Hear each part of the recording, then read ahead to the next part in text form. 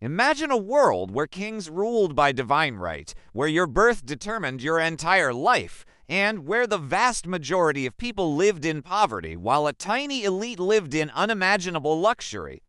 For centuries, this was the reality across Europe. Then, in 1789, everything changed. France, the heart of European culture and power, erupted in a revolution that didn't just topple a king, it shattered the very foundations of the old world. This wasn't just a French story, it was a global earthquake, and its aftershocks are still felt today. So, how exactly did the French Revolution send such a massive shockwave across the globe? It all starts with the sheer audacity of the idea. For the first time on such a grand scale in Europe, ordinary people, the lawyers, the shopkeepers, the peasants stood up and declared that sovereignty didn't belong to a monarch, but to the nation, to the people themselves. The cry of liberty, equality, fraternity was more than just a slogan. It was a declaration of war on the entire established order. Think about it from the perspective of other European monarchs. King George III in Britain, Frederick William II in Prussia, Catherine the Great in Russia, they all looked at France in horror. If the French people could capture and execute their king, Louis XVI, what was to stop their own subjects from getting similar ideas? This wasn't just a political disagreement, it was an existential threat. The execution of a king by his own people was the ultimate taboo, a sacrilegious act that broke the mystical bond between ruler and ruled. The message was clear: no throne was safe. This fear led to an immediate and violent reaction. The monarchies of Europe banded together, launching a series of wars against revolutionary France that would last for over 2 decades. They weren't just trying to conquer territory, they were trying to crush an idea. They wanted to put the revolutionary genie back in the bottle and restore the rightful king to the French throne. But they failed. In fact, their opposition only made the revolution stronger and more radical. The French, fighting for their newfound freedoms, mobilized their entire population in a way never seen before, creating a massive citizen army fueled by patriotic fervor. And this army didn't just defend France, it went on the offensive. As French soldiers marched across Europe, they brought the revolution with them.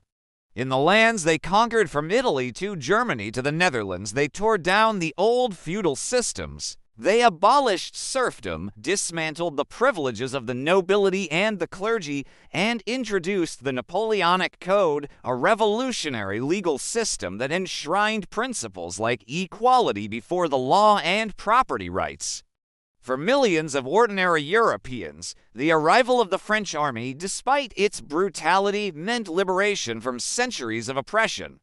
The seeds of change were being planted everywhere. But the shock wasn't just felt in Europe, it rippled across the Atlantic. In the United States, which had its own revolution just a decade earlier, reactions were split.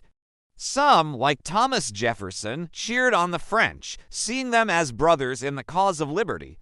Others, like Alexander Hamilton, were horrified by the violence and chaos, fearing it would destabilize the world. The debate over the French Revolution helped shape early American politics, forcing Americans to define what their own republic stood for. Even further south, in the Caribbean, the Revolution had its most dramatic and explosive impact. On the French colony of Saint-Domingue, now Haiti, the news of liberty, equality, fraternity lit a fire under the enslaved population. Inspired by revolutionary ideals, they rose up in a massive rebellion in 1791. Led by the brilliant Toussaint Louverture, they fought off French, Spanish, and British armies to create the world's first independent black republic. The Haitian Revolution was a direct consequence of the French one, and it sent a message of terror to slave-owning societies everywhere, from Brazil to the southern United States. It proved that the ideals of liberty were not just for white Europeans. Back in Europe, even after the revolution descended into the Reign of Terror, and then the dictatorship of Napoleon Bonaparte, the world could not be put back together the way it was. Napoleon, himself a product of the revolution, may have crowned himself emperor, but he was no old-world monarch. He rose through talent, not bloodline, and the empire he built, while autocratic, was based on principles of efficiency, meritocracy, and national unity. He was a living embodiment of the revolutionary idea that a man could make his own destiny. When Napoleon was finally defeated in 1815, the old kings and princes of Europe gathered at the Congress of Vienna. Their goal was simple: turn back the clock. They wanted to erase the French Revolution and all its effects, restoring the old borders and the old monarchies. For a while, it seemed like they might succeed. A wave of conservatism swept across the continent. But it was too late. The ideas had been unleashed. The 19th century became a battleground between the forces of the old order and the new forces of liberalism and nationalism, both of which were supercharged by the French Revolution. The concept of the nation, a people bound by a common language, culture, and history who have the right to govern themselves, became the most powerful political idea of the age. People no longer saw themselves as merely subjects of a king, but as citizens of a nation. This led to the unification of Italy and Germany, the independence movements in Greece and Belgium, and countless other uprisings across Europe in 1830 and 1848. Every one of these events was an echo of 1789. The revolution also fundamentally changed the way we think about politics itself. Before 1789, politics was the private business of kings and aristocrats.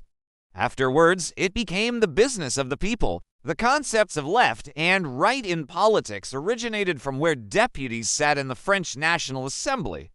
The idea of a written constitution that limits the power of government, the creation of national public education systems, the very notion of human rights, all of these were either born from or popularized by the revolution.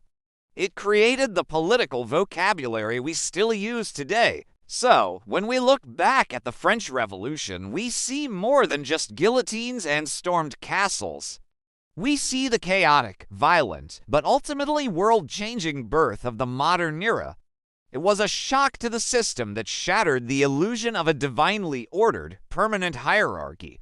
It showed the world that a different future was possible, that ordinary people had the power to remake society in their own image. It was a promise of liberty that would inspire dreamers, a threat of chaos that would haunt rulers, and a turning point that, for better or worse, set the entire world on a new path.